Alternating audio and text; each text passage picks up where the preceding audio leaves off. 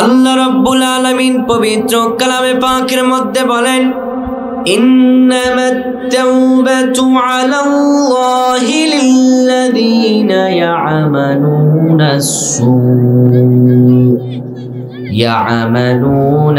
সুআ বিজাহালাতিন সুম্মা ইয়াতুবুনা মিন করিব ফাউলাইকা ইয়াতুবুল্লাহু আলাইহিম ওয়া কানাল্লাহু আলিমান হাকীমা।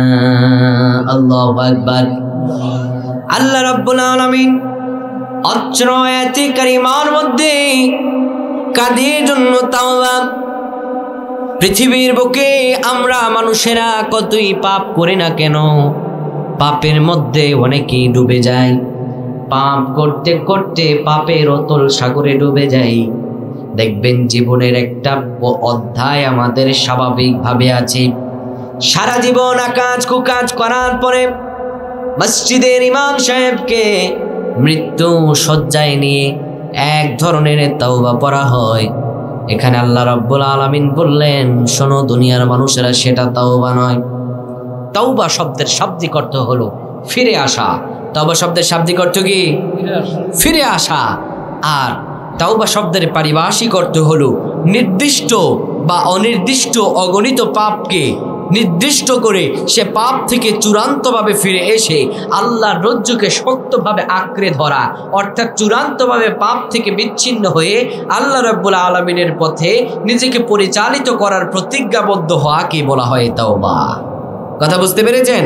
কিন্তু এখন আপনার মনে প্রশ্ন জাগবে, হুজুর আমাদের সমাজে কিছু মানুষ আছে যারা সারাটা জীবন দুর্নীতি আর 2 নাম্বারি করে বেড়ায়, এদেরকে দেখি ইমাম সাহেব ওই মরণকালে এসে তাওবা পড়ায়, সেটার নাম কি? বাবা সেটার নাম হলো ইস্তেগফার। সেটার নাম কি?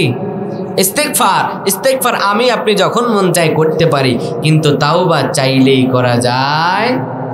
আমার আল্লাহ বললেন, শোনো, তাওবা বা ক্ষমা সবার জন্য নয়, তাওবা কারে দিব? আল্লাহ বললেন, ইন্নামাত তাওবাতু আলাল্লাহ। শোনো দুনিয়ার মানুষেরা, নিশ্চয়ই আল্লাহর ক্ষমা, আল্লাহর পক্ষ থেকে তাওবা তাদের জন্য। কাদের জন্য? লিল্লাযীনা ইয়া'মালুনাস সুআ বিজাহালা, যারা অজ্ঞতাবশত না জেনে না বুঝে পাপ করে বেড়ায়। যারা বুঝে না, যারা অজ্ঞতাবশত পাপ করে ফেলেছে, জীবনের এক অন্তিমকালে এসে মনে হয়েছে এখন আমার ফিরে আসা উচিত, এখন আমার এই তাওবা করা উচিত। কোনো ব্যক্তি যদি অন্তিম পর্যায়ে চলে যায় কিংবা পাপ করতে করতে এমন অবস্থায় উপনীত হয়েছে যে এত জীবন বুঝে নাই, সাধারণ স্বাভাবিক মানুষ, সে এতদিন বুঝতে পারেনি এইটা পাপ, কিন্তু আজকের ওয়াজের পরে জেনেছে যে সাইদুল ইসলাম মাসুদ হুজুর বলেছেন এই বিষয়টা পাপ, আর জানার পরে সে এটা বাদ দিতে পেরেছে। আমার আল্লাহ রাব্বুল আলামিন বলেন, না জেনে যা পাপ করেছো, শোনো তাওবা তার জন্য। এরপর আল্লাহ বললেন, যখন তুমি শুনলাম এই বিষয়টা পাপ, শোনার পরে আর তোমার মাথা ঠিক নাই, সুম্মা ইয়াতুবুনা মিন করিব, শুনেছো বুঝেছো এতদিন পাপের মধ্যে ছিলাম, এবার ওই পাপটা শোনার পরে কিংবা জানার পরে, পরে কিংবা কোনো আলেম ওলামা থেকে শোনার পরে জেনেছো এটা পাপ, আর শোনার পরেই তোমার আর কিন্তু কোনো খেয়াল নাই, সঙ্গে সঙ্গে তুম্মা ইয়াতুবুনা মিন করিব, অল্প সময়ের মধ্যে তুমি তাওবা করে ফেললাম, বললা আরে পাপ করব না মাবুদ, আল্লাহ আজকের পর থেকে আর এই পাপের মধ্যে জড়াবো না। যে ব্যক্তি এই কথাগুলো বলতে পারবে, যে ব্যক্তি বুঝতে পারবে এটা পাপ, আর ওয়াজ শোনার পরে কিংবা বই পড়ার পরে কিংবা কোরআন পড়ার পরে বুঝতে পেরেছে জিনিসটা পাপ, এরপরে সে তওবা করছে, আল্লাহ এই পাপ আর জীবনে করব না। আল্লাহ বলেন, সুম্মা ইয়াতুবুনা মিন করিব, অল্প সময়ের মধ্যে পাপের জন্য অনুশোচনা বোধ হয়, অল্প সময়ের মধ্যে আল্লাহর কাছে ক্ষমা চেয়ে বেড়ায়। আল্লাহ রাব্বুল আলামিন বলেন, ফাউলাইকা ইয়াতুবুল্লাহু আলাইহিম, তার জন্যই আল্লাহ রাব্বুল আলামিনের পক্ষ থেকে তাওবা আর ক্ষমা। সুবহানাল্লাহ পড়েন। তার জন্য আল্লাহর পক্ষ থেকে কি? তাওবা আর ক্ষমা। তাওবার ক্ষমা সবার জন্য হবে না। আমার আল্লাহ রব্বুল আলামিন পাইকারি ধরে সবার জন্য তাওবার কথা বলেন নাই। আমার আল্লাহ বলেন নিশ্চয়ই তাওবা তাদের জন্য। কাদের জন্য তাওবা? আবারও শুনেন, আল্লাহ তাআলা বলেন লিল্লাযিনা ইয়ামালুনা সুআ বিজাহালা, অজ্ঞতাবশত পাপ করে, না জেনে পাপ করে, বুঝে না এটা পাপ এতদিন, এখন বুঝেছে এটা পাপ, এটা কোরআনের পথ নয়, এটা মুনাফিক আর তাগুতদের পাপ। আল্লাহর কাছে এবার বলে আল্লাহ সুম্মা ইয়াতুবুনা মিন করিব, এখন থেকে আমি ভালো হয়ে গেলাম, ওই পথটা আমি বাদ দিয়ে দিলাম। যখন থেকে বলবে আল্লাহ এই পথ আমি বাদ দিয়ে দিলাম, আমার আল্লাহ বলেন ফাউলাইকা ইয়াতুবুল্লাহু আলাইহিম, আমার বান্দা সেই তওবা করতে দেরি হবে, কিন্তু আমি আল্লাহ রব্বুল আলামিন তারে মাফ করতে দেরি হবে না। এরপরে আমার আল্লাহ বলেন ওয়া কানাল্লাহু আলিমান হাকীমা, শোনো দুনিয়ার মানুষেরা, আমি আল্লাহ রব্বুল আলামিন সব জানি এবং সব কিন্তু বুঝি। আজকের মাহফিল শোনার পরে হুজুর বলল সুদ হারাম, সুদ যদি কেউ খায় মায়ের সঙ্গে জিনা করার সমপরিমাণ গুনাহ।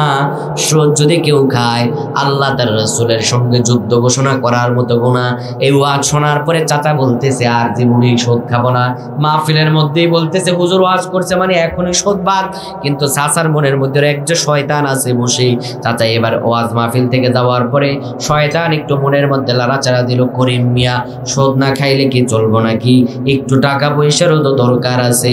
এবার করিম মিয়া ভাবলো হুজুরের জন্য সেখানে তওবা করছি দেখে কি হয়েছে, আল্লাহ হয়তো আগের গুনাহ ক্ষমা করে দিছে, হুজুর তো বলছে ফিরে আসলেই গুনাহ ক্ষমা। এখন মাহফিলের মধ্যে আমি তওবা করছি, ফিরে আসছি, বাড়িতে একটু সুদ খাইলে হইবটা কি? যদি কারোর হৃদয়ে চিন্তা ভাবনা থাকে এখানেই তওবা করলাম বাড়ি গিয়ে বলে হয়ে যাব, আমার আল্লাহ বললেন সেটার সুযোগ নাই। কেন সুযোগ নাই? ওয়া কানাল্লাহু আলিমান হাকিমা, তুমি পরবর্তীতে কি করবা, পাপ থেকে কি চূড়ান্তভাবে নিজেরে ফিরাতে পেরেছো কিনা, আমার আল্লাহ রব্বুল আলামিন পুঙ্খানুপুঙ্খানুভাবে সেই বিষয়টা যাচাই করে নেবেন, সবটা যাচাই করে নেবেন। এবার আমরা জানলাম তাওবা কাদের জন্য। তাওবা হচ্ছে যারা অজ্ঞতাবশত পাপ করে এবং পাপ করার সঙ্গে সঙ্গে তারা আল্লাহর কাছে মাফ চেয়ে চূড়ান্তভাবে সে পাপ থেকে ফিরে আসে। আমার আল্লাহ বলেন তাদের জন্যই তওবা, তাদের জন্যই ক্ষমা। কিন্তু এবার আমরা জানবো তাওবা কাদের জন্য নয়, ক্ষমা কাদের জন্য নয়। আল্লাহ তাআলা বলছেন, রব্বুল আলামিন বলেন ওয়ালাইসাতিত তাওবাতু লিল্লাযীনা ইয়া'মালুনাস সাইয়্যাত, আর ক্ষমা তাদের জন্য নয় যারা জেনে বুঝে পাপের মধ্যে জড়িয়ে যায়। শোনো, যারা জেনে বুঝে পাপের মধ্যে জড়ায় এরা কিন্তু চালাক। আল্লাহ বললেন হাত্তা ইযা হাদারা আহাদাহুমুল মাউত, যখন এই লোকদের মৃত্যু সন্নিকটে চলে আসে, যখন তাদের মুমূর্ষু অবস্থায় হয়ে যায়, এখন মরে যাবে, মরার মতো হয়ে যায়, এবার তারা কি করে? তখন তারা বলে ক্বালা ইন্নী তুবতুল আন, ওয়াল্লাহ আমি এখন ক্ষমা চাইলাম, এখন তওবা করলাম। মানে ব্যাপারটা হলো এখন একটু গুনাহ করি, একটু মরার সময় তো তাওবা, আল্লাহ তো দয়ার সাগর, আল্লাহ তো ক্ষমা করে দিবেন। কিন্তু আল্লাহ বলে বেটা বাটপার, তোর যে মনের ভিতরে দুষ্টা পানি, তোর মনের ভিতরে যে ফাজলামি, আমি আল্লাহ তো সেটা জানি। আমার আল্লাহ বলেন ওয়ালাইসাতিত তাওবা, তার জন্য ক্ষমা নাই, তার জন্য দয়া নাই, তার জন্য মাফ নাই যে ব্যক্তি জেনে বুঝে পাপ করে। লিল্লাযীনা ইয়া'মালুনা সাইয়্যাত, জেনে বুঝে পাপ করার পরে হাত্তা ইযা হাদারা আহাদুহুমুল মাউত, যখন মরণটা এসে যায় তখন বলে মোল্লারে এনে আমার তওবা পড়া, হুজুর এনে মোল্লারে দিয়ে তওবা পড়ায়। আমার আল্লাহ রাব্বুল আলামিন বললেন ওয়ালাল্লাযীনা ইয়ামুতুনা ওয়া হুম কুফফার।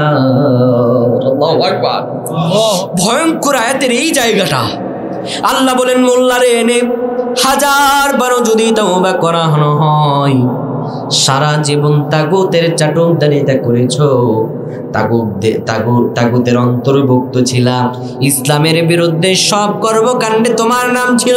সুদ খেয়েছো, ঘুষ খেয়েছো, পাপ থেকে মুক্ত হতে পারো নাই, শিরকিয়াত আমল করেছো, কখনো শিরক আর কুফর ছাড়তে পারো নাই। ইসলামের বিরুদ্ধে তোমার সব কাজগুলো ছিল। এখন মরণ যখন আসছে তখন তুমি বলো ক্বালা ইন্নী তুবতু আন। আমার আল্লাহ বললেন তোর তওবা আমি গ্রহণ করি না। ওয়ালাল্লাযীনা ইয়ামুতুনা হুম কুফার। আজকে কাফররা যেমন করে মরবে তোরও তেমন করে মরা লাগবে। নাউযুবিল্লাহ। আল্লাহ বললেন সারা জীবন 5 ওয়াক্ত নামাজ পড়েছেন কিন্তু তাওবা করতে পারেন নাই, পাপ থেকে দূরে থাকতে পারেন নাই। আমাদের সমাজেতে আছে মডার্ন সুদখোর, অর্থাৎ এক চাচা নাম হচ্ছে রফিক মিয়া। রফিক মিয়া চাচা হঠাৎ করে 5 ওয়াক্ত নামাজি, সে তার একজন মানে প্রতিবেশী, তার নাম হচ্ছে আব্দুল কুদ্দুস। আব্দুল কুদ্দুস এসে বলতেছে রফিক চাচা আমার সংসারটা চলে না, রাজমিস্ত্রির কাজ করি, একটু দেন না আমারে 500 টাকা হাওলাত দেন, 2-3 দিন চলি, আমি কয়েকদিন রোজ খাটার পরে অমুক রবিবারে আপনার টাকা ফেরত দিয়ে দিব। চাচা বলতেছে টাকা নাই, টাকা নাই, আর টাকা দিব কোত্থেকে, আমার পোলাপানি তো টাকা দেয় না। এবার বলতেছে চাচা একটু শোনেন, 100 টাকা বাড়াই দেব নি। বলতেছে আরে আগে বলবি না, আয় আয় তাড়াতাড়ি ঘরে আয়। ঘরের ভিতরে দিয়ে বলতেছে বিবি যান তাড়াতাড়ি 500 টাকা দাও। 500 টাকা দিয়ে বলতেছে ভাতিজা তোর কি আর 500 টাকা লাগবে নাকি? আরে তাড়াতাড়ি কর, ওইদিকে মাগরিবের সময় হয়ে যাচ্ছে। কথা বুঝছেন? এদিকে সুদের ব্যবসা করে আর বলে ওইদিকে আরে মাগরিবের সময় হয়ে যাচ্ছে, তোর কি আর টাকা পয়সা লাগবে? প্রিয় ভাইরা আমার, আল্লাহ রাব্বুল আলামিন বললেন যারা জেনে বুঝে পাপের মধ্যে সংযুক্ত হয়ে যাবে, যারা আল্লাহ রাব্বুল আলামিনের পথের মধ্যে বসে থাকবে না, দুনিয়ার সামান্য লোভের কারণে নিজের ঈমান বিকিয়ে দিবে, আল্লাহ বললেন তাদের জন্য আল্লাহর পক্ষ থেকে কশিন কালেও কোনো তাওবা নাই। নাউযুবিল্লাহ। এরপর আল্লাহ বলেন ওয়ালাল্লাযীনা ইয়ামুতুনা হুম কুফার, কাফিররা যেমন করে। নাউযুবিল্লাহ। এরপর আল্লাহ বলেন উলাইকা আ'তাদনা লাহুম আযাবান আলীমা, আর তাদের জন্য রয়েছে যন্ত্রণাদায়ক শাস্তির ব্যবস্থা। তাদের জন্য রয়েছে যন্ত্রণাদায়ক শাস্তির ব্যবস্থা। প্রিয় ভাইরা আমার, আল্লাহ তাআলা বলছেন যে তাদের জন্য তওবা নেই। কাদের জন্য তওবা নেই? যারা জেনে বুঝে পাপের মধ্যে সংযুক্ত হয়ে যায়। আর এই দুনিয়াতে যখন তাদের কাছে আল্লাহর রাস্তায় চাওয়া হয়, যখন বলে আল্লাহ রাব্বুল আলামিন এখানে যে যাদের ক্ষমা করবেন তাদের একটা শ্রেণী হচ্ছে মুমিন। তাদের একটা শ্রেণী কি? মুমিন। বলেন একটা শ্রেণী কি? আল্লাহ রাব্বুল আলামিন বলেন শোনো, মুমিন কারা? পৃথিবীর বুকে যদি কোনো ব্যক্তি বলে ওয়ামিনান নাসি মান ইয়াকুলু আমান্না বিল্লাহি ওয়া বিল ইয়াউমিল আখির ওয়া মা হুম বিমুমিনিন। আমার আল্লাহ রাব্বুল আলামিন বলেন মানুষের মধ্যে কিছু লোক আছে মাইয়া কোলো, যারা বলে আমান্না বিল্লাহি, আমরা আল্লাহর প্রতি ঈমান এনেছি, ওয়া বিল ইয়াউমিল আখির, আখিরাতের প্রতি ঈমান এনেছি। আমার আল্লাহ রাব্বুল আলামিন বললেন ওয়া মা হুম বিমুমিনিন, কিন্তু এরা কিন্তু ঈমানদার নয়। এবার আপনার মনটা কিঞ্চিত খারাপ হয়ে যাবে, হুজুর এই কথাটা বললেন কি? কোনো একটা মানুষ যদি বলে আমি ঈমানদার, তাহলে সে কি মুমিন হবে না? তারে কি আমরা মুমিন বলবো না? আমি বলি নাই রে ভাই, আল্লাহ বলেছেন ওয়া মা হুম বিমুমিনিন। এবার আমরা আল্লাহরে প্রশ্ন করি, আল্লাহ তাহলে আপনি বলেন না মুমিন কারা? প্রশ্ন করতে পারি না? আল্লাহ তো আপনি বলে দেন না মুমিন কে। আমার আল্লাহ বললেন শোনো মুমিন কে। পরে উপরের আয়াতটা পরে বলবো, মাঝখানের আয়াতটা বলি। সূরাতুল আনফালের 3 নম্বর আয়াত আল্লাহ বলেন আল্লাযীনা ইউকিমুনাস সালাতা ওয়া মিম্মা রাযাকনাহুম ইউনফিকুন। মুমিন হবে তারা, জান্নাতি হবে তারা। কারা জান্নাতি হবে, কারা মুমিন হবে? যারা সালাত কায়েম করবে, শুধু সালাত কায়েম করবে তাই নয়, ওয়া মিম্মা রাযাকনাহুম ইউনফিকুন। আল্লাহ রাব্বুল আলামিন যে তাদেরকে রিজিক দিয়েছেন, তাদেরকে সম্পদ দিয়েছেন, তারা সেই সম্পদগুলো আল্লাহ রাব্বুল আলামিনের রাস্তায় ব্যয় করে দিবে। আল্লাহর রাস্তায় তাদের সম্পদগুলো ব্যয় করে দিবে। কিন্তু যারা আল্লাহর রাস্তায় সম্পদগুলো ব্যয় করবে না, মনে করবে এই দুনিয়াটা মস্ত বড়, খাও দাও ফুর্তি করো, আল্লাহর রাস্তায় দিলে তো আমার কমে যাবে, যারা এই চিন্তা চেতনা লালন করে নিজেকে সম্পদগুলো পুঞ্জীবিত করবে, আল্লাহ রাব্বুল আলামিন সূরাতুত তাওবার মধ্যে বলেন কিয়ামতের ময়দানে তাদের সম্পদগুলো বলায়া তাদের কপালে দিয়ে দেওয়া হবে, তাদের পিঠের মধ্যে দিয়ে দেওয়া হবে। এরপর তাদের বলা হবে হাদা মা কানাসতুম লিআনফুসিকুম ফাযুকু মা কুনতুম তাকনিজুন। দুনিয়াতে আল্লাহর রাস্তায় যখন হুজুররা চাইতো, কোরআনের ময়দানে যখন মানুষেরা চাইতো, তখন তোমরা আল্লাহর রাস্তায় দান করতে না। আজকে নাও হাদা মা কানাসতুম লিআনফুসিকুম ফাযুকু মা কুনতুম তাকনিজুন। আল্লাহর রাস্তায় দান না করে যারা পুঞ্জীবিত করেছো সম্পদ, তোমরা আজকে এই সম্পদগুলোর শাস্তি ভোগ করো। নাউযুবিল্লাহ। তা আল্লাহর রাস্তায় সবাই দান করতে রাজি আছেন তো? রাজি আছেন? তাহলে কতটুকু রাজি একটু টেস্ট নিয়ে আমি একদম চূড়ান্ত আলোচনায় চলে যাব। আজকে কি কি সম্পর্কে আলোচনা করব বলে দিই। তাওবা, অর্থাৎ তাওবা পেতে হলে কি কি কারণ, আমাদের কি কি গুণাবলী থাকা লাগবে। 2 নাম্বার, আপনার প্রশ্ন থাকবে হুজুর 60 বছর ধরে গুনাহ করেছি, কিন্তু আজকে যদি তাওবা করি আমার বাকি গুনাহগুলো হয়ে যাবে কি? আমি তখন আপনাকে একটা বুদ্ধি শিখাই দেব। আল্লাহর আয়াত সূরাতুল ফুরকানের একটা বুদ্ধি আয়াত, যে আয়াতে কারিমার মধ্যে আল্লাহ বললেন 60 বছর পাপ করেছো, আজকে যদি খালেস তওবা করো তো 60 বছরের পাপটারে উল্টায়া আমি আল্লাহ 60 বছরের আমলনামা হিসাবে ঘোষণা করে দিব। আল্লাহ সুবহানাহু ওয়া তাআলা বললেন ওয়ালাইসাতিত তাওবাতু আলাল্লাহ, তাদের জন্য ক্ষমা নেই। কাদের জন্য ক্ষমা নেই? যারা জেনে বুঝে পাপের মধ্যে লিপ্ত হয়। তো আমরা এখানে জানি যে কাদের জন্য ক্ষমা, যারা খালেস মুমিন। তো মুমিনদের পরিচয় আমরা একটু জেনে নেই, ঠিক আছে ভাইরা? এই যে আপনাদেরকে মাথার ভেতরে কিন্তু একটা প্রশ্ন ঢোকাই দিছি। কোন প্রশ্নটা?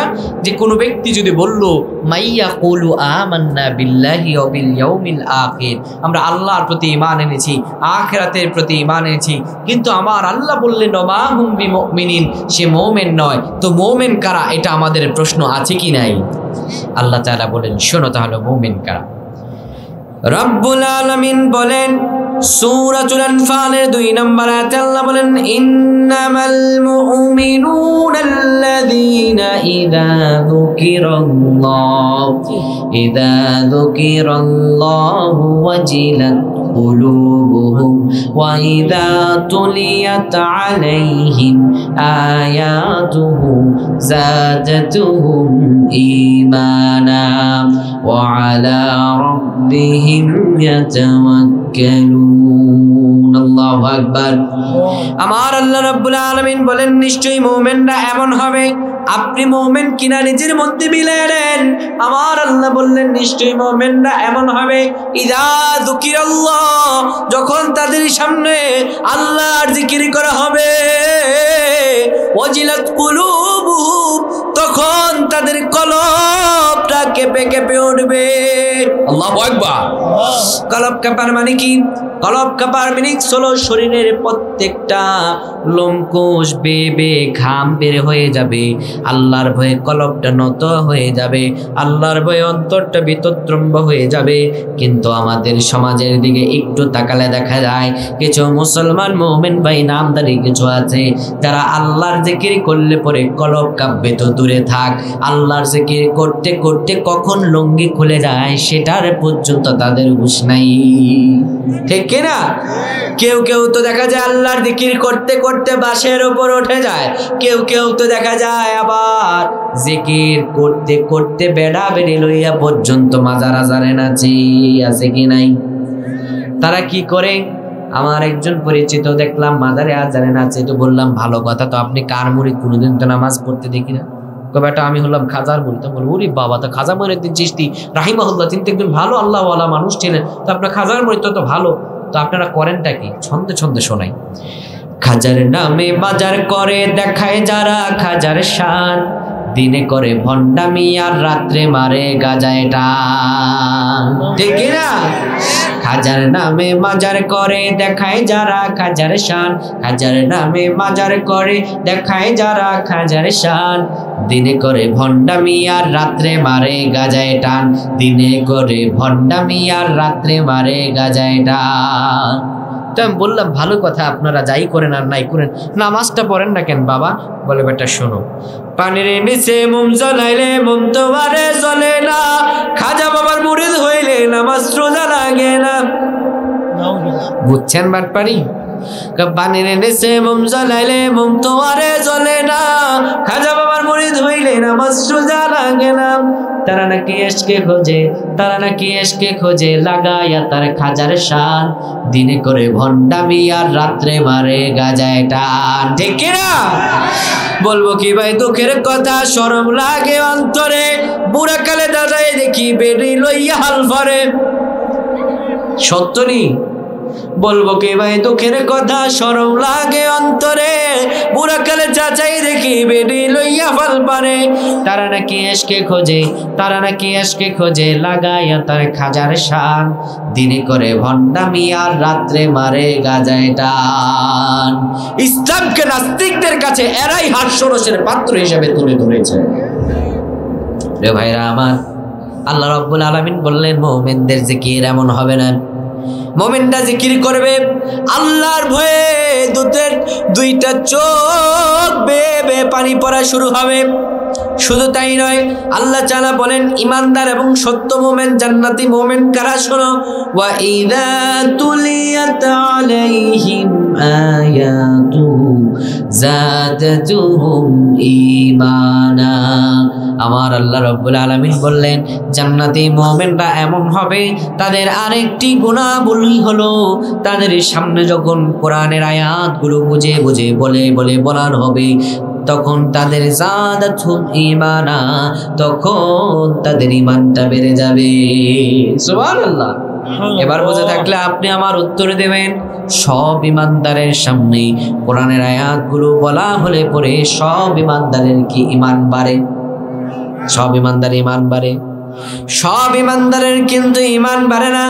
সব ঈমানদারের যদি ঈমান বাড়তো তাহলে এতগুলো আলেম কারাগারে বন্দী থাকতো না। সব ঈমানদারের যদি কোরআনের কথা বললে ঈমান বাড়তো,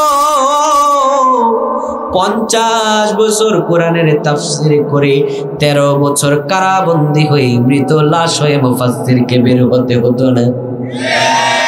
ও ভাই আমার, সব মেয়র সাহেব আমার সাইদুর রহমান ভাইয়ের মতো কোরআন প্রেমিক নয়। কিছু কিছু মেয়র আছে উনি মাহফিল আয়োজন করে, আর কিছু কিছু মুনাফিক মার্কা মেয়র আছে যারা এই কোরআনের মাহফিলের মধ্যে বাধা দেওয়ার চেষ্টা করে। ঠিক কি না? এরা কারা? এদের পরিচয় কি? এদের তো দেখলে আমার মুসলমানই লাগে। এদের দেখা যায় লম্বা দাড়ি আছে, কিন্তু এদের ভিতরে মুনাফিকি আছে। কিন্তু আমার ভাইয়ের দাড়ি না থাকতে পারে, কিন্তু গোটা কলিজায় ঈমানে আর তাজায় পরিপূর্ণতা রয়েছে। ঠিক কি না? তাহলে তাফসীরুল কোরআন মাহফিল সেই লোক উপস্থিত থেকে দিতে পারে না। আমি শুনেছি ওনার সম্পর্কে কিছু দাড়িওয়ালা মুনাফিক মার্কা আছে। তো এখন আপনার মনে প্রশ্ন জাগতে পারে, হুজুর তাহলে তাফসীরুল কোরআন মাহফিলে এই যে এরা বাধা দেয়, এদের নাম তো আবার আব্দুর রহিমও দেখি। এরা নাকি ঘুম থেকে উঠেই যায় নামাজ খোঁজে, এরা নাকি তাহাজ্জুদ নামাজ কোনোদিনও বাদ দেয় না, 70 রাকাত তাহাজ্জুদ পড়ে। তো হুজুর এদের পরিচয় কি? আল্লাহ এর পরিচয় দিচ্ছেন। আল্লাহ বলেন وقال الذين كفروا لا تسمعوا لهذا القرآن والغوا فيه لعلكم تغلبون। আমার আল্লাহ রাব্বুল আলামিন বলেন এই কাফেররা শুধু আজ নয়, এই কাফেররা সে আদি যুগেও বলতো লা তাসমাউ লিহাদাল কোরআন, কোরআন শুনবে না। যখন কোরআন শোনানো হবে ওয়ালগাউ ফীহি লাআল্লাকুম তাগলিবুন, সেখানে বিশৃঙ্খলতা করে দিবি, সেখানে বিশৃঙ্খলতা করে লণ্ডভণ্ড করে দিবি। যারা কোরআনের কথাগুলো বলবে তাদের মুখগুলো টুটি চেপে ধরবি, যারা কোরআনের কথাগুলো বলবে প্রয়োজনে কারাবন্দী করবি, তারপরেও কোরআনের মাহফিল তোরা হতে দিবি না। সে আদি যুগে আবু জাহালরা বলতো, এই আবু জাহালের চেলা চামুন্ডার আজও তো পর্যন্ত এই কোরআনের অগ্নিশিখাকে নিবানোর জন্য ওত পেতে রয়েছে। তাদের চক্রান্তগুলো কেমন জানেন? আমার আল্লাহ তাদের চক্রান্ত সূরাতুত তাওবার 32 নম্বর আয়াতে তুলে ধরছেন। আমার আল্লাহ বললেন, শোনো, ইউরিদুনা আইয়ুতফিউ নূরাল্লাহি বিআফওয়াহিহিম ওয়া ইয়াবাল্লাহু ইল্লা আইয়ুতিম্মা নূরাহু ওয়ালাউ কারিহাল কাফিরুন। আল্লাহু আকবার। আমার আল্লাহ রাব্বুল আলামিন বললেন এই কাফেররা চায় কি চায়, আইয়ুতফিউ নূরাল্লাহ, মুখের ফুৎকার দিয়ে আল্লাহর নূরকে নিভিয়ে দিতে, কিন্তু আমার আল্লাহ বললেন না ওয়ায়াবাল্লাহু ইল্লা আইয়ুতিম্মা নূরাহু। এই কাফেররা, এই মুশরিকরা যতবারই চাইবে মুখের ফুৎকার দিয়ে আল্লাহর নূরকে নিভিয়ে দিতে, আমার আল্লাহ বললেন ওয়ায়াবাল্লাহ, আমি আল্লাহ আমার নূরকে প্রজ্বলিত করবই। আল্লাহু আকবার। ওয়ালাউ কারিহাল কাফিরুন, যদিও কাফেররা তা অপছন্দ করে। তাদের চক্রান্তগুলো কেমন হয় একটা উদাহরণ দেখাই। মা নামাজে দাঁড়াবে, আসরের সময় চলে যায়, মা এবার সালাতের মধ্যে দাঁড়িয়েছে, মা বলতেছে, ছোট্ট ছেলে বয়স তার 6-7 বছর, বলবে বাবা আসরের সময় চলে যায়, আমি বাবা মাটির চুলা আপনারা চেনেন, তাহলে আপনার উদাহরণটা বুঝবেন ভালো করে। বলে বাবা এই মাটির চুলায় দেখ আমি ভাতটা বসাই দিয়ে আসছি, আমি নামাজে দাঁড়িয়ে যাচ্ছি, আসরের সময় বাপ চলে যায়, তুই কি বাপ আগুনটা নিভাতে পারবি? ছেলের বয়স হচ্ছে 6-7 বছর। 6-7 বছরের বাচ্চাকে যদি আপনি কাজের হুকুম দেন, দেখবেন আপনি বলার আগেই কাজটা করার জন্য রেডি হয়ে যায়, ঠিক নয় কি? যদি আপনার ঘরে 2টা বাচ্চা থাকে, তাহলে 2টারে যদি বলেন বাবা আমার জন্য পানি নিয়ে আয়, একটা পানি আনবে, আরেকটা যদি পানি না পায় 20 পাইলে ওটা নিয়ে আসবে আপনার জন্য, ঠিক কিনা? কথায় ভাই কথায় এসে যায়। আমাদের সমাজে কিছু কুলাঙ্গার চাচা আছে, কুলাঙ্গার দাদা আছে, কুলাঙ্গার বাবা আছে, যারা এই 6-7 বছরের বাচ্চাগুলোর দিয়ে দোকান থেকে আকিস বেরিয়ে আর সিগারেট আনে। এরা আবার বড় হলে হুজুরের কাছে এসে বলে হুজুর একটু পানি পরা দেন, ছেলে তো কথা শোনে না, নেশা খায়, ছেলে তো বাবা খায়। আমি বলি আজকে আপনার যে সন্তানটাকে আপনি আকিস বিড়ি আর সিগারেট আনাচ্ছেন, ওই ছেলেটা বড় হয়ে ইয়াবা গাঁজা আর বাবা খাবে না তো খাবেটা কি? সাবধান। এসে বলে হুজুর একটু পিতামাতা সম্পর্কে, হক সম্পর্কে ওয়াজ করিয়েন। ওরে বাবা আপনি তো সন্তানের হক আদায় করেন নাই, সন্তানের হক আদায় করে তারে যদি দ্বীনি শিক্ষা দিতেন, এই সন্তানটা কোনোদিন পথভ্রষ্ট হয়ে যেতে পারত। প্রিয় ভাইয়েরা আমার, মা বলে বাবা এই যে নামাজে দাঁড়িয়ে যাব, ওই যে চুলার ধারে বাতটা বসায় দিয়ে এসেছি, বাতের আগুনটাকে নিভিয়ে দিতে পারবি? ছেলে বলে হ্যাঁ মা পারবো। পারবো না কেন? অবশ্যই। এবার মা সালাতে দাঁড়িয়েছে, আসর নামাজ কয় রাকাত? মা 2 রাকাত নামাজ পড়েছে, বাকি আছে কয় রাকাত? ছেলে হঠাৎ করে একটু তাকায় দেখে বাতের মধ্যে কেমন যেন ফেনা ফেনা দেখা যায়। মা কিন্তু বলেছে ভাতের মধ্যে ফেনা ফেনা আসলে আগুন নিভায়া দিবি। ছেলে এবার ভাবে আগুন কেমন করে নিভাবো। ছেলে দেখছে মা যখন কারেন্ট চলে যায় মোমবাতিতে আগুন লাগায়, ম্যাচ দিয়া মোমবাতির আগুন নেবায় ফু দিয়া। ছেলে ভাবছে এটারও পদ্ধতি এমন। এবার চুলার মাঝখানের মধ্যে যাইয়া মারতেছে ফু, কোনো কাজ হয় না। কি দিয়ে ফু? সেখানে ফু উঠাবে। এবার দেখতেছে আশপাশের মধ্যে বিশাল বড় একটা লম্বা লাঠি, একটা পাইপ দেখা যায়। পাইপটা এনে একদম চুলার মাঝখানে মারছে। মাঝখানে মারার পরে এবার ছেলে জোরে জোরে মারতেছে, হাপ্পেশ হু হাপ্পেশ হু। এবার জোরে জোরে আপনি যদি আমার কথা বুঝে থাকেন বলবেন, যত জোরে ফু মারুক না কেন আগুন নিভবে না বাড়বে? আগুন নিভবে না বাড়বে? সুতরাং এইভাবে যারা মুখের ফুৎকার দিয়ে আলেম ওলামাদের কারাবন্দি করে যদি মনে করো 10 জন 20 জন আর 1000 জনকে শেষ করে এই কোরআনের আলোকে এই বাংলার বুক থেকে নিভিয়ে দেবে, তোমরা শোনো, আল্লাহ ফেরাউনকে ধ্বংস করেছেন, মুসার বিজয় দান করেছেন, নমরুদকে ধ্বংস করেছেন, নমরুদকে ধ্বংস করার বদলে ইব্রাহিমের বিজয় দান করেছেন, আবু জাহালকে ধ্বংস করে নির্বংশ করে রাসূলুল্লাহর বিজয় দান করে ইসলামকে আদর্শবান ধর্ম হিসাবে এই পৃথিবীর বুকে বিজয় দান করেছেন। আজ যারা আবু জাহালের ভূমিকা পালন করছো, তোমরা আবু জাহালের মতো নির্বংশ হয়ে পৃথিবী থেকে বিদায় নিতে হবে। ইসলামকে দমানোর মতো শক্তি কারো নাই। এই আবু জাহাল বাঁচতে পারে নাই, নমরুদ বাঁচতে পারে নাই। নমরুদ জোতার পেটাকায় জমিন থেকে বিদায় হতে হয়েছিল। আজও নমরুদের ভূমিকা যারা পালন করছো, কোরআনের অগ্নিশিখাকে মুখের ফুৎকার দিয়ে নিভাতে আসবে যারা, কোরআনের অগ্নিশিখা নিভবে না, বরঞ্চ ফুৎকার দিয়ে নিভাতে আসবে যারা, তারাই নিভে যাবে। ভাইরা আমার, আল্লাহ রাব্বুল আলামিন বলেন এই কোরআনকে হেফাজত করার দায়িত্ব আমি আল্লাহ গ্রহণ করে নিয়েছি। ও ভাই আমার, কোন ব্যক্তি যদি নিজের মুমিন দাবি করলো, আমার আল্লাহ বললেন সে মুমিন নয়। মুমিন হওয়ার জন্য কিছু কোয়ালিটি লাগে, কিছু গুণাবলী লাগে, তার মধ্যে কিছু সিমটম থাকা প্রয়োজন। আমার আল্লাহ রাব্বুল আলামিন বললেন সেই সিম্পটম গুলো হলো, 1 নম্বরে ইমানদারদের সামনে যখন আল্লাহর জিকির করা হবে ওজিলাত কুলুবুহুম, তখন তাদের কলবটা কেঁপে কেঁপে উঠবে। আর যখন কোরআনের আয়াতগুলো বলা হবে তারা আর কোনো দিকে মনোযোগ দেবে না, কোরআনের আয়াতগুলো শুনবে, যাদাতুহুম ঈমানা, ঈমান বেড়ে যাবে, তারা সালাত কায়েম করবে, আল্লাহর রাস্তায় তারা দান করবে। আমার আল্লাহ রাব্বুল আলামিন 4 নম্বর আয়াতে বলেন উলাইকা হুমুল মুমিনুনা হাক্কা। আল্লাহু আকবার। আমার আল্লাহ রাব্বুল আলামিন বললেন এরাই সত্যিকারের মুমিন। কারা সত্যিকারের মুমিন? যাদের সামনে আল্লাহ রাব্বুল আলামিনের কোরআনের কথাগুলো বললে ঈমান বেড়ে যায়, যাদের সামনে জিকির করলে কলব কাঁপে, যারা সালাত কায়েম করে এবং যারা আল্লাহর রাস্তায় দান করে। আমার আল্লাহ রাব্বুল আলামিন বললেন উলাইকা হুমুল মুমিনুনা হাক্কা, এরাই হলো সত্যিকারের মুমিন। এরা ছাড়া বাদ বাকি সব মুনাফিক, বাদ বাকি সবগুলো 2 নাম্বার মুমিন, এরা 1 নাম্বার মুমিন নয়। আল্লাহ এটাই বলছেন ওয়ালাইসাতিত তাওবাত, তাদের জন্য ক্ষমা নাই যারা বুঝে বুঝে পাপ করে, জেনে বুঝে কোরআনের কর্মীদের বিরুদ্ধাচরণ করো, আর কিছুদিন পরে পরে বোরকা পরে হজে যাও। তুমি যতই হজ করো না কেন, কপালে যদি কালো দাগও ফেলে দাও, তারপরেও তুমি কোরআনের বিরুদ্ধে পাপের মধ্যে লিপ্ত হয়েছো, আল্লাহর কাছে তোমার ক্ষমা নাই। কাফেররা যে এইভাবে মৃত্যুবরণ করবে, তোমারও মৃত্যু কাফেরদের মতোই হবে। এবার আপনি আমি মনের মধ্যে প্রশ্ন জাগে, আল্লাহ তো খালেস তওবা যে করব, মাবুদ মেহেরবান, ওই তওবাটা কেমন করে করব? আমার আল্লাহ রাব্বুল আলামিনের কাছে এবার আপনি করজোরে বললেন হুজুর এবার খালেস তওবা করতে চাই। এবার খালেস তওবা যদি করতে চান, নির্দিষ্ট প্রথমে পাপগুলোরে ধরে ধরে আপনি কোন কোন পাপের সঙ্গে যুক্ত আছেন এটা লিস্ট করেন। সব পাপগুলোরে তালাক দিয়ে একদম দূরে সরিয়ে পাপগুলো থেকে বিরত হয়ে আল্লাহর রাস্তায় চূড়ান্তভাবে নিজেরে সঁপে দিতে পারবেন যখন, আমার আল্লাহ বললেন আমার পক্ষ থেকে খালেস ক্ষমা পাবে তখন। সুবহানাল্লাহ। এবার আসেন আমরা যদি পাপ করতে করতে গুনাহের অতল সাগরে ডুবে গিয়েছি, আল্লাহ রাব্বুল আলামিন আমাদেরকে আশার বাণী শোনায়, বান্দার হতাশ হবে না।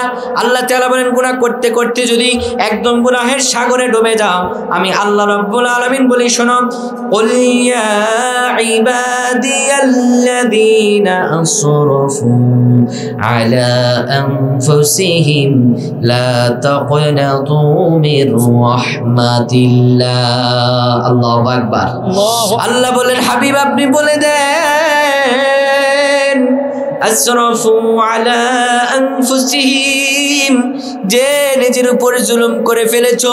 হুজুর এতদিন বুঝি নাই 500-1000 টাকার কারণে সেই মিছিলে গিয়েছিলাম, 500-1000 টাকা লাখ টাকার লোভে সেই দল করেছিলাম, তাগুতের চাটুকারিতা করে ইমানটারে বিক্রি করে দিয়েছিলাম। আজকে জেনেছি সেটা তাগুত, ইসলামের বিরুদ্ধে যারা কথা বলে তারা তাগুত। হুজুর আজকে থেকে পাপের মধ্যে আর জড়াবো না, গুনার কাজের মধ্যে আজকে থেকে আর যাব না। তাহলে বলে দেন না আল্লাহ কি বলেন? আল্লাহ বলেন পাপ করতে করতে যদি গুনাহের সাগরে নিজেরে ডুবিয়ে দাও, শোনো লা তাকনাতু মির রাহমাতিল্লাহ, আমি আল্লাহ রাব্বুল আলামিনের রহমত থেকে নিরাশ হয়ে যেও না। আমি আল্লাহর রহমত থেকে নিরাশ হয়ে যেও না। আমি আল্লাহ তোমাকে দয়া করে মাফ করে তোমার সব গুনাহগুলি আমি আল্লাহ নেকিতে রূপান্তর করে দিব। সুবহানাল্লাহ। আমার আল্লাহ রাব্বুল আলামিন বলেন শোনো, ইন্নাল্লাহা ইয়াগফিরুয যুনুবা জামিআ, পাপ করেছো, গুনাহ করেছো, 60 বছর হয়ে গেছে, 70 বছর হয়ে গেছে, কিন্তু তোমার মনটা এখন বড় খারাপ। এখন থেকে তুমি আজ ক্ষমা চাও, এখন থেকে তুমি তওবা করে ফিরে আসতে চাও। আমার আল্লাহ বললেন যদি খালেস তওবা করতে পারো, ইন্নাল্লাহা ইয়াগফিরুয যুনুবা জামিআ, তোমার বৃহত্তর থেকে ছোট্ট পাপ সব পাপগুলোরে ধরে আমার আল্লাহ রাব্বুল আলামিন চিরতরে ক্ষমা করে দিবেন। আল্লাহ তাআলা এরপরে বলেন ইন্নাহু হুয়াল গফুরুর রহিম, নিশ্চয় আমার আল্লাহ রাব্বুল আলামিন ক্ষমাশীল এবং পরম দয়ালু।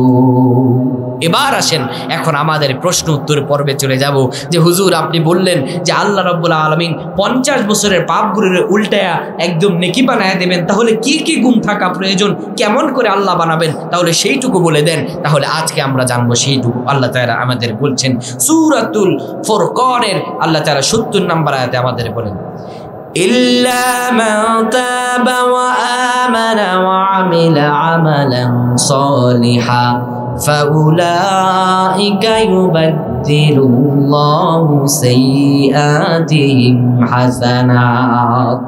আমার আল্লাহ রাব্বুল আলামিন বললেন, যারা খালেস তওবা করতে পারবে, যারা আর পাপ করবে না এই বলে প্রতিজ্ঞা করতে পারবে, আমার আল্লাহ রাব্বুল আলামিন তার ওই ভালো কাজগুলো দেখবেন।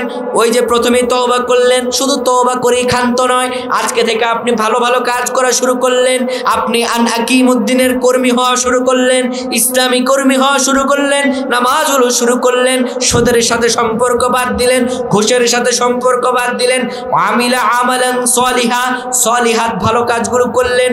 আমার আল্লাহ তখন আপনাকে যাচাই বাছাই করে ফালাউলাইকা ইউবাদদিলুল্লাহু সাইয়্যাতিহিম হাসানাত, 50 বছরের গুনাহগুলোকে ধরে আমার আল্লাহ রাব্বুল আলামিন উল্টায়া নেক বানায়া দিবে। এরপর আল্লাহ বলেন, ওয়া কানাল্লাহু গফুরুর রহিমা, আল্লাহ ক্ষমাশীল এবং পরম দয়ালু। তো কেমন করে তওবা করতে হবে রাসূলুল্লাহর সাহাবীরা আমাদেরকে সেই তওবা করাও শিখিয়ে দিয়ে গিয়েছেন। সুবহানাল্লাহ। একটা ঘটনা বললে আপনি তওবার কনসেপ্টটা একদম ক্লিয়ার হয়ে যাবেন। রাসূলুল্লাহ সাল্লাল্লাহু আলাইহি ওয়াসাল্লাম মক্কা থেকে হিজরত করে মদিনায় আসার পরে তাবুকের যুদ্ধ হবে। রাসূলুল্লাহ সাল্লাল্লাহু আলাইহি ওয়াসাল্লাম মক্কা থেকে হিজরত করার পরে মদিনায় যখন আসেন অনেকগুলো যুদ্ধ সংগঠিত হয়েছিল। প্রথম হলো বদর, তা একে একে একে একে তাবুকের যুদ্ধ যখন হবে, রাসূলুল্লাহর একটি নিয়ম ছিল যে যখন তিনি মক্কা থেকে হিজরত করে মদিনায় আসেন তখন সাহাবীদের মধ্যে তিনি দুইটা ভাগে বিভক্ত করলেন। একটি হলো আনসার সাহাবী, আরেকটি হলো মুহাজির সাহাবী। মুহাজির সাহাবী বলা হয় যারা হিজরত করে মক্কা থেকে রাসূলুল্লাহর সঙ্গে মদিনায় এসেছে তাদেরকে বলা হয় মুহাজির সাহাবী। আর যারা মদিনায় রাসূলুল্লাহর হাতে বায়াত গ্রহণ করে ঈমান গ্রহণ করেছে এবং রাসূলুল্লাহকে বিভিন্ন কাজে সহযোগিতা করেছে তাদেরকে বলা হয় আনসার সাহাবী। সুবহানাল্লাহ। রাসূলুল্লাহ সাল্লাল্লাহু আলাইহি ওয়াসাল্লাম মক্কা থেকে হিজরত করে মদিনায় আসার পর মুহাজির সাহাবী এবং আনসার সাহাবীদের মধ্যে ভ্রাতৃত্ব বন্ধন তৈরি করে দিলেন, ভাইয়ের বন্ধন তৈরি করে দিলেন। ইতিহাস থেকে প্রমাণ পাওয়া যায় মুহাজির সাহাবীদের জন্য আনসার সাহাবীরা এতটাই উদার ছিল, কারো যদি দুইটা বউ থাকতো তো মুহাজির সাহাবী যদি বউ নিয়ে না আসতো একটা বউ পর্যন্ত তাকে দিয়ে দিয়েছে। সুবহানাল্লাহ। শুধু তাই নয়, বরঞ্চ থাকার জন্য ভালো জায়গা দিয়েছে, খাবারের জন্য ভালো খাবার দিয়েছে, এতটুকু ভ্রাতৃত্ব বন্ধন করে দিলেন। আল্লাহ বললেন শুধু তাই নয়, এবং তাদের গুণাবলী হলো ওয়াল্লাযীনা ইযা যুক্কিরু বিআয়াতি রাব্বিহিম লাম ইয়াখিরু আলাইহা সুম্মান ওয়া উময়ানা। এবং আমার মুমিন বান্দারা কোরআনের আয়াতগুলো শোনার পরে, কোরআনের ব্যাখ্যাগুলো শোনার পরে তারা অন্ধ বধিরের মতো বসে থাকবে না। অন্ধ বধির বুঝেন? অন্ধ মানুষ দেখে, কথা বলেন বাবা, অন্ধ মানুষ দেখে। আমি যদি এখন বলি যে আমার চাচা ধরেন হচ্ছে দেখে না, আমি বললাম চাচা এই যে দেখে, চাচা কিন্তু দেখে না, আমি বললাম চাচা এই যে এমনি গিয়ে হিমনে যাবেন, সোজা গিয়ে বাইরে যাবেন, বাইরে গিয়ে এরপরে যাবেন, এরপরে গিয়ে আমার হচ্ছে আব্দুল মামুন ভাইয়ের বাড়ি পাবেন। এবার বলেন তো আমার চাচা কিন্তু দেখে না, কানেও শোনে না, এখন ওনারে যদি আমি বলি উনি কোনোদিন এটা বুঝবে? বুঝবে? তাহলে আল্লাহ রাব্বুল আলামিন বলেন অন্ধ বধিরকে বোঝাইলে যেমনি বোঝে না তেমনি কোরআনের আয়াতগুলো বললে যাদেরকে বোঝানোর পরেও বুঝবে না তারা হলো অন্ধ বধির। তারা কি? অন্ধ বধির। আমার আল্লাহ বললেন তারা অন্ধ বধির হবে না, তারা কোরআনের আয়াতগুলো প্রত্যেকটা বুঝে বুঝে নিজের মধ্যে পরিবর্তন আনার চেষ্টা করবে। সুবহানাল্লাহ।